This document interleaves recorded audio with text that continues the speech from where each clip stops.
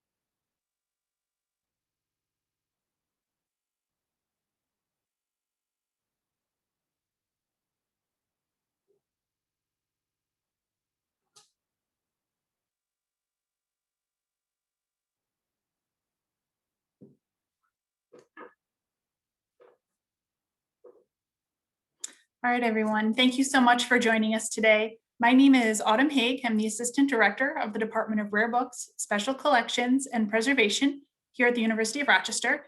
And I'm thrilled to have you joining us for the third exhibits talk that we have in a series of 6. Today's talk is titled, It's Earlier Than You Think, Women at the University of Rochester, 1875 to 1925. And the talk will be given by Melissa Mead, who's the John M. and Barbara Keil University Archivist and Rochester Collections Librarian.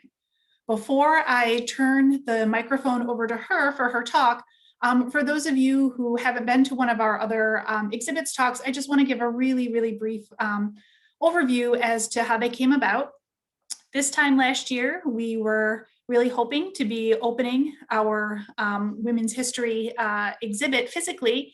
And just as we had it installed, the University of Rochester and many other universities and institutions closed down. And so we were not able to show this exhibit to the public.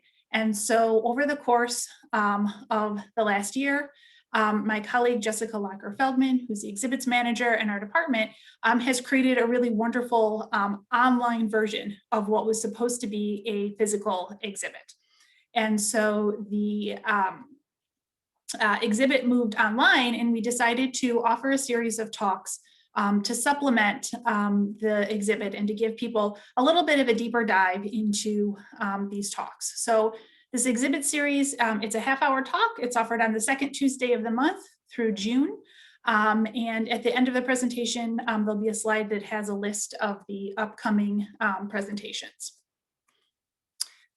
I just want to showcase a work of art that was used in this exhibit, and that was commissioned by the department from Rochester artist Brittany Williams.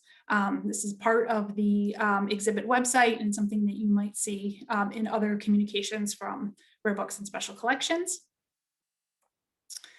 The title of the talk was, of the exhibit was We Want More and We Will Have It, Women Running Rochester. And this came from a quote from Sojourner Truth from a speech that she gave at a women's rights convention in New York City in 1853.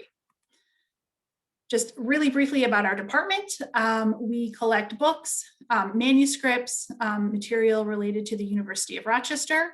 We work on and create digital projects, exhibits, and instruction, including University of Rochester undergraduates, graduates, and classes from the Rochester community.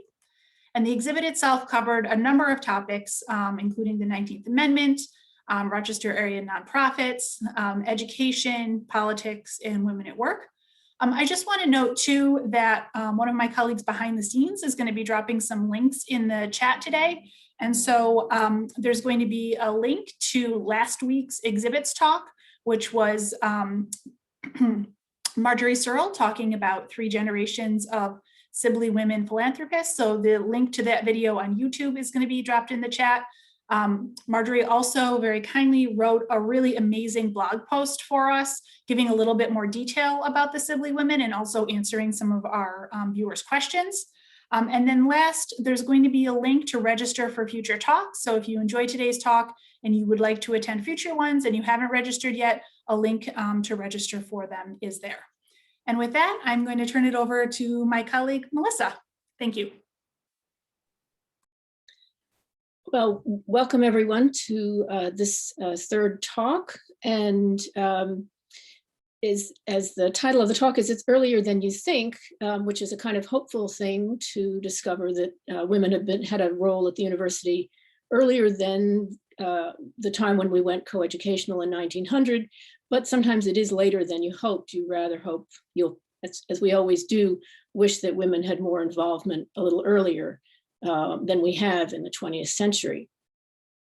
So although the University of Rochester, like many 19th century schools, was founded for men only, women have played a role in almost every aspect of its life, even before they could officially do so. And while the title of this talk says that my date range is going to be 1875 to 1925, I'm going to go a little earlier and go a little bit later. If I could have the next slide.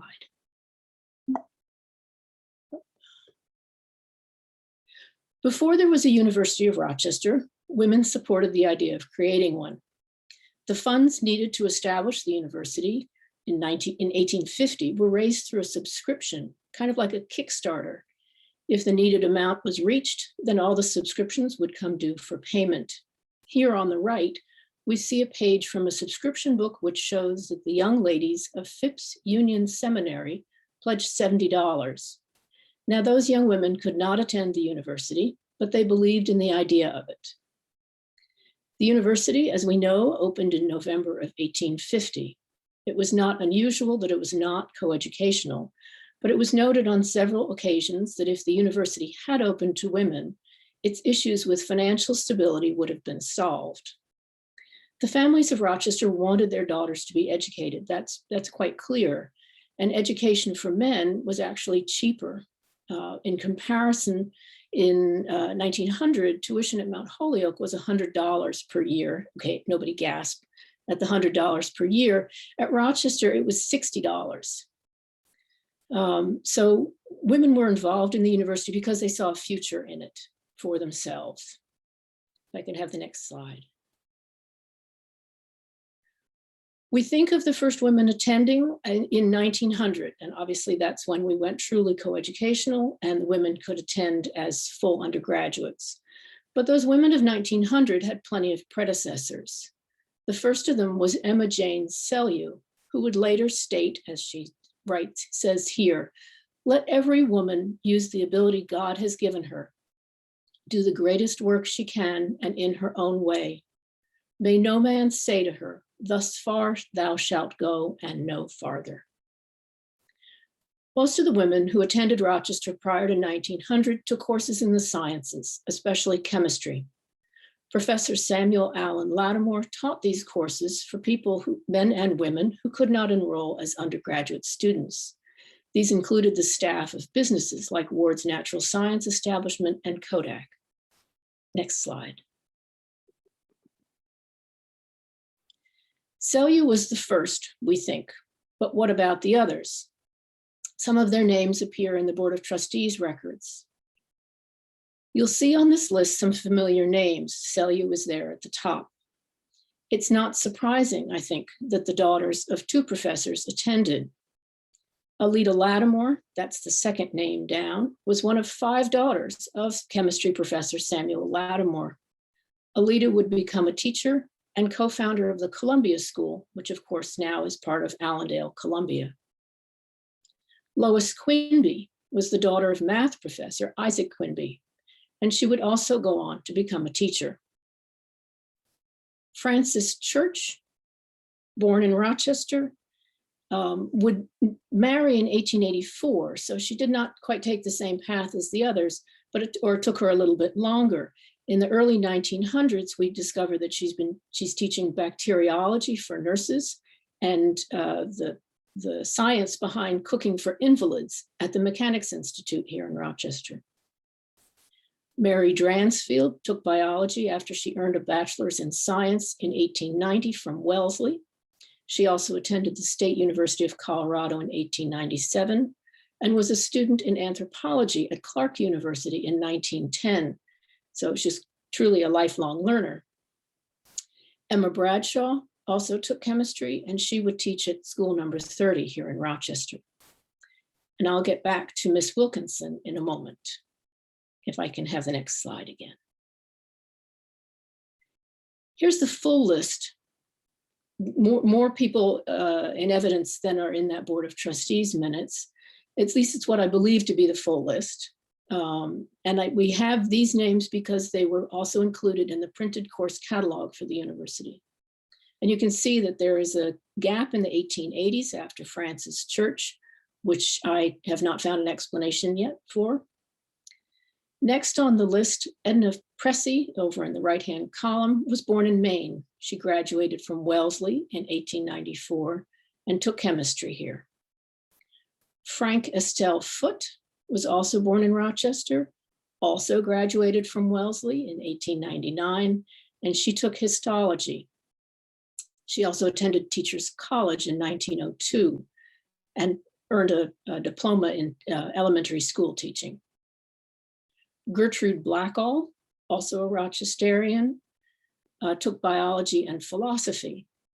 She was the daughter of Sarah Blackall, and both mother and daughter were friends of Frederick Douglass and Susan B. Anthony. Gertrude Blackall was one of those who stood beside Anthony's coffin at the funeral in 1906. Edith Minerva Brace earned her Bachelor of Science in 1891 from the University of Nebraska, and she earned a Master's in Science from the University of Chicago in 1896. She took histology in 1898 and 99 and gave papers at the Rochester Academy of Science and wrote journal articles in journals like the Applied Microscopy. And if I can have the next slide. I've not been successful yet in locating photographs of all the women who attended the university before 1900. We happen to have a small collection of photographs of the Caldwell family. That's the family that Frances Church married into. So here's a picture of Frances Church, probably taken after she was a student. And also then Edith Minerva Brace, looking quite dreamy and wonderful. I think that's from a college yearbook. The next slide. We know that Professor Lattimore was chief among the faculty in teaching these women students, but they had to be officially registered as well. Professor of Geology, Herman Leroy Fairchild, was registrar from 1890 to 1900 and was a graduate of Cornell University in 1874. Cornell had gone coeducational just a few years prior to that. Like Lattimore, Fairchild was also the father of several daughters, in Fairchild's case, 3. And as registrar, there's a fair amount of back and forth in the Board of Trustees minutes about registering women in the 1890s as students. And I have to believe that Fairchild may have been just a bit subversive in registering the women that he did, because there was not a lot of support from the Board of Trustees. Next slide. And here are those 3 daughters of Professor Fairchild, photographed by him in Anderson Hall: Lily, Jessie, and Catherine. Best remembered in Rochester is Lillian, in whose name her father created the Lillian Fairchild Award. Lillian and Jessie Fairchild attended Drexel and did not attend the University of Rochester. Next slide. So now we get to the beginnings of true coeducation. Our second president, David Jane Hill, would come to us in 1889 from Bucknell University. Bucknell went coeducational in 1883 while Hill was there. So Hill presented a willing ear to the proponents of coeducation at Rochester, among them Susan B. Anthony, Elizabeth Cady Stanton, and Helen Barrett Montgomery. The enrollment of Helen Eveline Wilkinson in 1893 was a test of the university's willingness to admit women as regular students. She prepared for 2 years to be able to meet the course of study at Rochester. Her tuition and expenses were funded by Anthony and others. President Hill approved of Wilkinson to the extent that she could attend along with the male students, but she was not allowed to be matriculated, at least not officially noted as being such. The annual catalog seen here lists Wilkinson as pursuing a special course, taking French, Latin, and mathematics, all of which would have been part of the classics track. In 1895, Wilkinson withdrew due to ill health, and she would unfortunately die in 1897. Wilkinson may not have been matriculated, but she was included in the yearbooks as part of the class of 1897. Next slide, please. In 1894, President Hill also encouraged the creation of an extension department, and it offered evening and Saturday lectures to, quote, bring systematic university instruction within reach of all classes of men and women without interfering with their daily work, unquote. Community lectures had in fact been often offered previous to this by various members of the faculty. Several of these courses at the Extension School were taught by Helen Barrett Montgomery, who was designated an extension lecturer on history. Montgomery was a strong proponent of the admission of women to the university and one of the leaders in the coeducation effort. What do we know about Helen Barrett Montgomery? Well, there's a lot to know, actually. She attended, yes, again, Wellesley College, earning a teacher's certificate in 1884. She studied Greek and excelled in that, and she would translate and publish an edition of the New Testament. We're not done with Wellesley women yet, but it does seem like we've got a definite pattern going on here. While there weren't a lot of options, why is it that so many Rochester women are going to Wellesley? And more importantly, why are so many Wellesley graduates coming to Rochester as students before 1900? These are questions that I don't know the answer to. I'm simply posing that question. Next slide, please. Elizabeth Denio was the first female professor at the university, and she taught art history from 1902 to 1917. Her salary at Rochester was supported by Emily Sibley Watson and Annie B. Taylor. Taylor would also serve as a board member of the Memorial Art Gallery. Denio attended Phipps Union Female Cemetery, as we saw on the first slide, that's in Albion. She graduated from Mount Holyoke in 1866 and taught briefly at Vassar.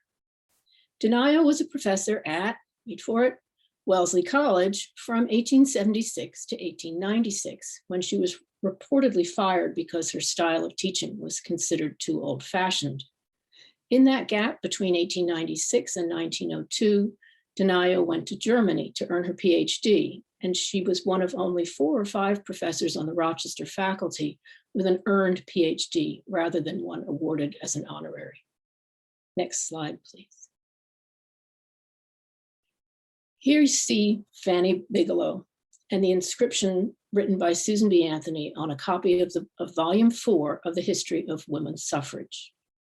In her inscription, Anthony writes, "I present you this huge volume 4 in recognition of your contribution to the printing of this book, but more because of your valiant work at the last moment in securing the money for opening of the college doors to women in the autumn of 1900.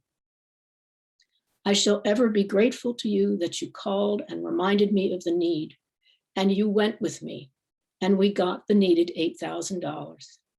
Blessings on your head, as it will be a blessing to the girls of Rochester in all coming time." Let's rewind a little back to 1898, when the Board of Trustees voted to allow women to enter the university if they could raise $100,000, approximately $1.8 million in today's money. A committee led by Helen Montgomery raised $40,000 over the next 2 years from both women and men of Rochester and elsewhere. In June 1900, the board agreed to lower the total needed to $50,000 and to admit women students that September if the women could have, and if the committee could secure another $10,000. During the summer, the committee was able to raise $2,000, but the day before the deadline, they were still $8,000 short. Anthony, by this time 80 years old, had spent part of the summer recuperating from a suffrage lecture campaign. Fanny Bigelow came to her with a carriage, as noted in Anthony's inscription. Anthony's diary notes that they received pledges on that last day from Mary Anthony, because charity begins at home, I suppose, from Sarah Willis, and from the Gannets. The final $2,000 was pledged by the aged Samuel Wilder, and that was the pledge which was considered by the university as potentially invalid because they feared that Wilder might die before they could collect the money. And so Anthony guaranteed it with her life insurance, as the famous story goes. And apparently the life insurance policy was indeed returned to her by the university. Next slide, please. First to receive her degree was Ella Salome Wilcoxon, who was accepted as a senior after demonstrating proof of her prior coursework, which presumably included her studies as a special student. In 1903, the first master's degree was earned by Helen Cox Bowerman, who had earned her bachelor's degree from Holyoke in 1901. She went on to earn a PhD from Bryn Mawr in 1913. M. Elizabeth Marsh has the honor of having earned the first PhD in 1927, granted by the university to a woman on the topic of the physiology of nutrition. Next slide. Our first dean was the Dean of Women for the College of Women. A decade after women were admitted as undergraduates, Annette Gardner Monroe was appointed as dean. Hiring her was likely a preparation move for the move away from coeducation to coordinate education. President Rush Rees, who came in 1900, believed in the education of women, but he did not believe in coeducation. And in 1913, the university established two colleges, one for the men and the other for the women. We would not return to true coeducation until 1955. Monroe served as Dean of the College for Women from 1913 to 1930 and was succeeded by three others in that role: Helen Bragdon, Janet Howell Clark, and Margaret Habine. It has been said that these women were in some respects able to act as presidents of the College for Women. This may be an exaggeration of their actual autonomy, but not of their passion, ability, and ambition. Both Helen Bragdon and Margaret Habine would leave Rochester and become college presidents at other institutions. Next slide. Today, these are the deans of the School of Arts and Sciences, of the Hague School of Engineering, the Warner School of Education, and the Simon School of Business. Next slide. Our first woman trustee was Marian Warren Frye, who was trained as an economic researcher and worked for Lazard Frere and was a member of the China Medical Board of the Rockefeller Foundation. She moved to Rochester with her husband, Luther Frye, when he became a professor in the Department of Sociology. After his early death in 1938, she stayed in Rochester and served on the committee for the College for Women. She was elected to the university's Board of Trustees in 1943 and served for 25 years, including 12 years on the board's executive committee. Today, in 2021, there are 15 women board members out of a possible total of 50, and we've had one woman board chair, Virginia Dwyer. Next slide, please. And as you'll recall at the start of this talk, I noted that sometimes things happen later than we hope. In 1946, Dr. Catherine Kohler became the first woman to head a major academic department in the College of Arts and Sciences. It is believed that the qualification major was an acknowledgement of Professor Donayo, who was ostensibly head of the art history department, but that was not considered a major department at the time. Next slide. In 2021, these are the department chairs of the departments of Religion and Classics, Art and Art History, Biomedical Engineering, Psychology, History, and English. There are more, particularly at the Medical Center, and there will continue to be more. Thank you.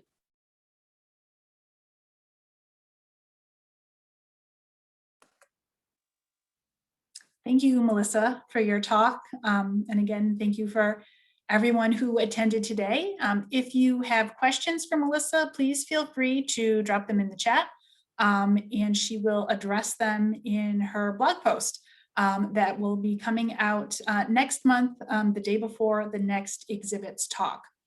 Just going to move ahead and show you what the next talk will be. So April's talk is going to be a conversation with Brittany Williams, the artist who created that wonderful mural that you saw at the beginning of this presentation.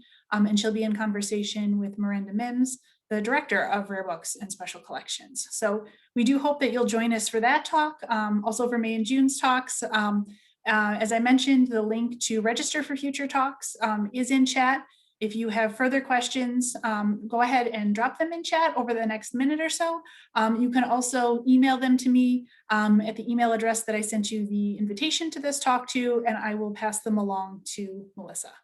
Thank you so much for joining us today, and we hope to see you here again next month. And thank you to Melissa too for a wonderful talk. Thank you all.